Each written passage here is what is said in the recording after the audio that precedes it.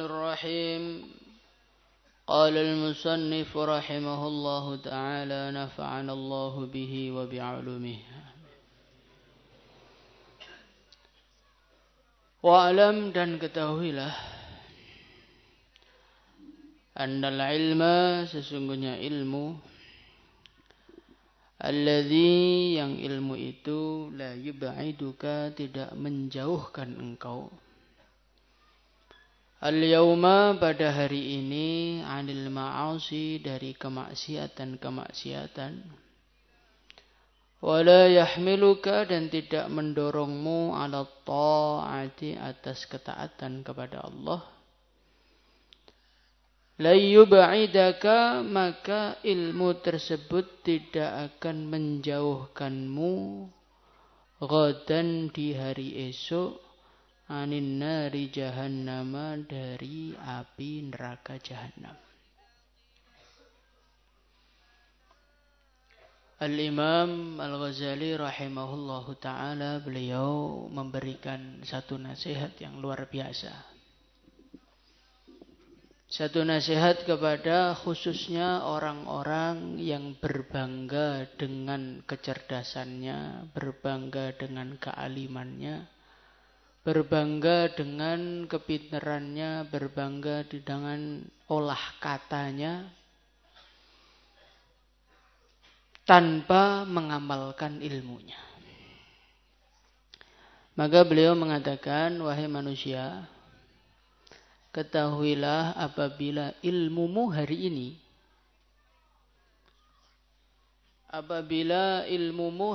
ini tidak menjauhkanmu dari maksiat, dalam artian ilmunya tidak diamalkan, hanya untuk gaya-gayaan aja.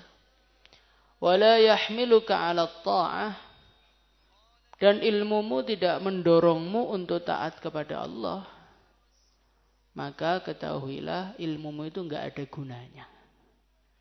Sehingga la yub'idaka ghada 'anin nari jahannam, ilmu yang engkau miliki hari ini yang tidak bisa mendorongmu untuk amal, menjauhkanmu dari maksiat, ya enggak mungkin ilmu itu nanti tiba-tiba sampai akhirat menyelamatkanmu dari neraka, yang enggak mungkin.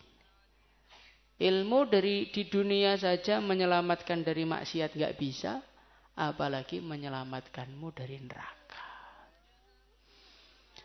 Allahu Akbar. Ilmu yang tidak bisa mendorong untuk amal, ilmu yang tidak bisa mencegahmu dari maksiat, itu adalah ilmu yang tidak manfaat. Maka yang perlu kita pikirkan adalah bagaimana ilmu kita ini menjadi ilmu yang manfaat. Jangan sampai ilmu kita ini menjadi ilmu yang tidak manfaat. Ilmu itu kalau nggak manfaat ya indahnya untuk pajangan aja. Kayak tembak AK-47 buatan Rusia yang sangat hebat. Nggak bisa untuk nembak, nggak ada pelurunya, ya indahnya untuk pajangan aja. Kalau ada musuh ya nggak bisa nolong kita. Begitu juga ilmu itu kalau tidak diamalkan ya tidak manfaat, indahnya untuk pajangan. Banyak undangan, dianggap orang alim. Nanti waktunya ilmu itu untuk ganjel pintu neraka, nggak bisa. Bablas aja kan neraka, na'udzubillah. Maka yang perlu kita usahakan itu bukan sekedar ilmu, tapi ilmu yang manfaat. InsyaAllah. Suatu ketika ada seorang ulama, beliau ditanya, Abu Laits As-Samarkandi. Beliau ditanya, Syekh, apa sebabnya orang itu ngaji tapi ilmunya tidak manfaat? Maka beliau mengatakan kurang lebihnya qad an'amallahu 'alaikum falam tashkuru. Penyebab pertama orang itu ilmunya enggak manfaat adalah dia tidak mensyukuri nikmat-nikmat Allah. Dan nikmat Allah itu ada dua. Ada nikmat urusan dunia, kesehatan, makan, minum, anak, istri, kemuliaan, dihormati orang itu kenikmatan dunia. Ada kenikmatan tuh akhirat, ditolong ngaji, ditolong wiritan, ditolong untuk doa. Qad an'amallahu 'alaikum falam tashkuruh. Penyebab ilmu enggak manfaat yang pertama kali itu kita ditolong Allah untuk ngaji, ditolong Allah untuk mondok, ditolong Allah untuk wiritan. Falam tashkuruh, kita anggap ngaji itu biasa aja. Kita anggap mondok itu biasa aja. Kita anggap mendengarkan nasihat-nasihat orang soleh itu biasa aja. Bahkan kadang-kadang kita ini malah menganggap belajar agama itu merupakan satu beban. Seorang santri berpulangan, maka setelah 15 Syawal dia bikin status off dulu, kembali ke penjara suci. Nah coba ini kata-katanya ini kan kata-katanya orang nggak syukur. Kembali ke penjara suci yang membahasakan pesantren, pusat agama, amal agama, belajar agama kok dibahasakan penjara itu gimana? Nah, ini bagian dari orang yang tidak syukur kepada Allah. Maka coba kita rasakan betul. Kenapa tuh ilmu kita ini untuk dorong istighosah nggak kuat, dorong hirzian nggak kuat? Karena kita ditolong Allah untuk ngaji itu nggak syukur gitu loh. Atau minimalnya syukurnya kurang lah. Nah, kita dibilang nggak syukur nggak terima juga kan? Nah, kurang atau sangat kurang terima kasihnya kepada Allah Subhanahu Wa Taala. Maka kalau kita ini pengen ilmunya manfaat, disyukuri. Walaupun kita baru faham satu kalimah, faham satu pembahasan, ngapalkan Quran, apal satu ayat, apal satu kalimah, apalnya cuma alif lam mim tok, disyukuri. La in syakartum la azidannakum.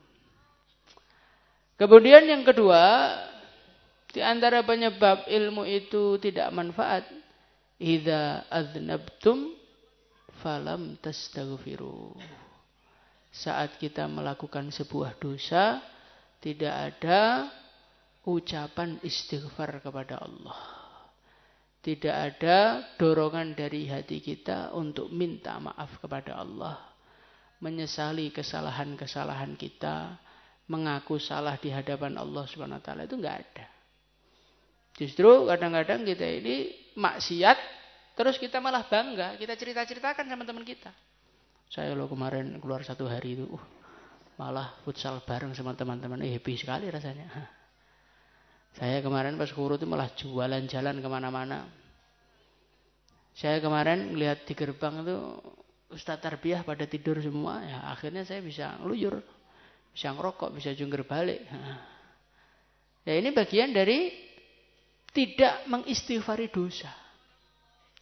Nah orang tuh kalau bermaksiat kepada Allah Subhanahu Wa Taala, kemudian maksiat itu tidak ditobati, maka hati itu akan menjadi kotor. Lah hati itu kalau menjadi kotor, diisi perkara jernih, yang jernih ikut kotor. Nah, kita punya botol oli. Nah, kemudian botol oli itu tidak kita cuci dulu, langsung kita isi air aqua. Maka air aqua yang jernih tadi bisa diminum atau tidak? Tidak bisa diminum. Tidak bisa diminum. Maka dari itu, kalau kita ingin ilmu kita bermanfaat, tinggalkanlah kemaksiatan.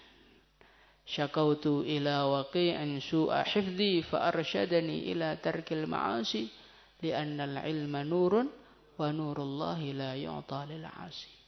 Nurullah la yu'ta lil 'asi. Ilmu yang manfaat itu cahaya dari Allah. Wa la yu'ta lil 'asi. Dan ilmu yang bermanfaat itu, yang cahaya itu tidak Allah berikan kepada ahli maksiat. Maka santri itu bagaimana usaha setiap saat selalu minta maaf kepada Allah. InsyaAllah.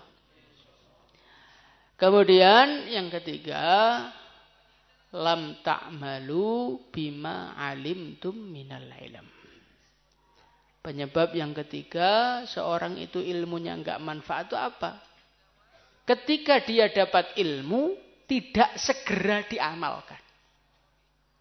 Dapat satu ilmu, nggak segera diamalkan. Besok dapat lagi, nggak segera diamalkan lagi. Besok amal lagi, nggak segera diamalkan lagi. Maka Allah nggak suka. Ketika orang itu dapat ilmu kok nggak segera diamalkan, maka ilmunya jadi numpuk-numpuk. Langsung oleh Allah dihilangkan kemanfaatannya. Sehingga ilmu itu nggak bisa mencegah kita dari maksiat, na'udzubillah, dan nggak bisa dorong kita untuk taat. Ilmu itu kan hadiah itu dari Allah. Kita dikasih makan satu piring sama Allah. Piring pertama kita simpan, nggak dimakan. Kasih lagi 2 piring, nggak disimpan.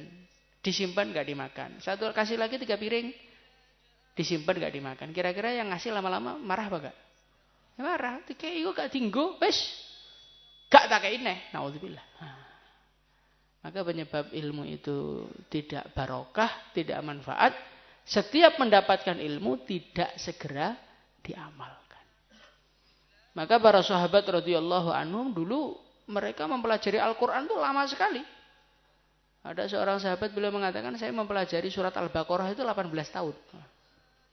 Kok lama banget? Iya, karena setiap ayat yang beliau pahami langsung diamalkan. Nah kita ini sudah kubro, seayat pun belum diamalkan. Masya Allah.